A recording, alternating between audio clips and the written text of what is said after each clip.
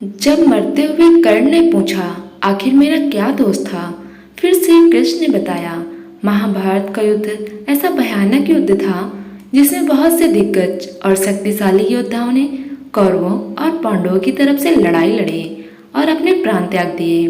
उन्हीं दिग्गज सूरवीरों में से एक थे सूर्य पुत्र कर्ण।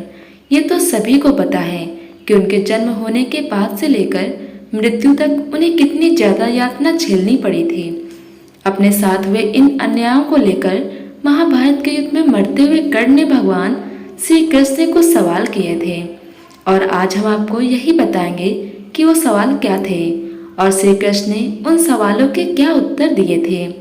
अर्जुन के हाथों जब कर्ण को बाण लग गया और कर्ण को जब आभास हो गया कि अब मेरा अंतिम समय आ गया है, तो उन्होंने भगवान श्री कृष्ण को अपने पास बुलाया और उनसे पूछने लगे, हे माधव, मेरे मन में कुछ प्रश्न हैं जिसका मैं मरने से पहले समाधान चाहता हूँ और ये समाधान केवल आप ही बता सकते हैं। तब श्री कृष्ण कर्ण से बोले, मित्र, जो भी पूछना है पूछो।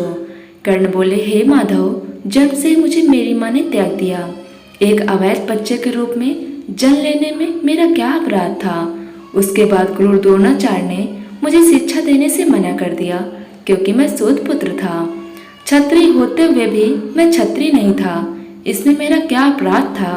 भगवान परशुराम ने मुझे सिखाया तो सही, परंतु श्राप दे दिया कि जिस वक्त मुझे उस विद्या की सर्वाधिक आवश्यकता होगी उस वक्त मैं वह विद्या भूल जाऊंगा, क्योंकि उनके अनुसार मैं क्षत्रिय नहीं था। एक बार दुर्भाग्यवश मुझसे एक गाय को बाण लग गया जिससे उसकी मृत्यु हो गई और उसके मालिक ने मुझे श्राप दिया, जबकि मेरा कोई दोष नहीं था। इतना ही नहीं, द्रौपदी के स्वयंवर में भी मेरा अपमान किया गया।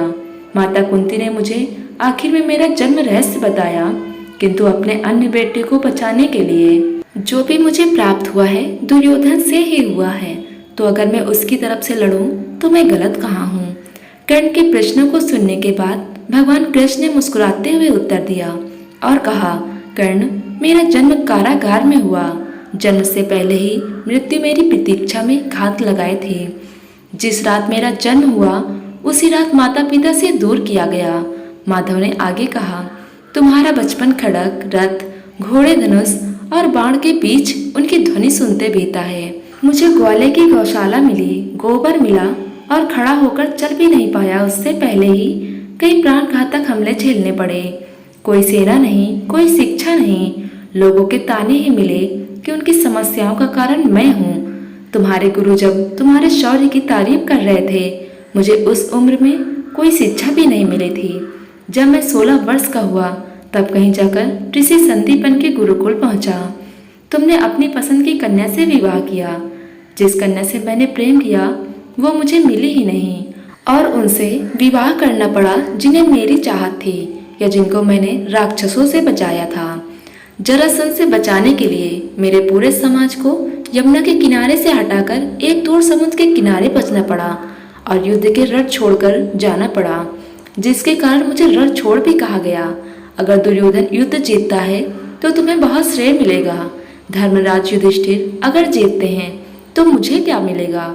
मुझे केवल युद्ध और युद्ध से निर्माण हुई समस्याओं के लिए दोष दिया जाएगा। प्रभु ने आगे कहा, एक बात का ध्यान रहे कर्ण, हर किसी को जिंदगी चुनौती देती है। जिंदगी किसी के साथ भी न्याय नहीं करती। दुर्योधन ने अन्याय का सामना किया है तो युधिष्ठिर ने भी अन्याय भुगता है, परंतु सत्य धर्म क्या है यह तुम जानते हो।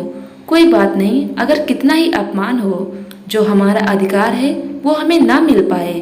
महत्व तो इस बात का है कि तुम उस समय उस संकट का सामना कैसे करते हो। श्री कृष्ण ने कहा, रोना धोना बंद करो कर्ण, जिंदगी न्याय नहीं करती। इसका मतलब यह नहीं होता कि तुम्हें अधर्म के पथ पर चलने की अनुमति है।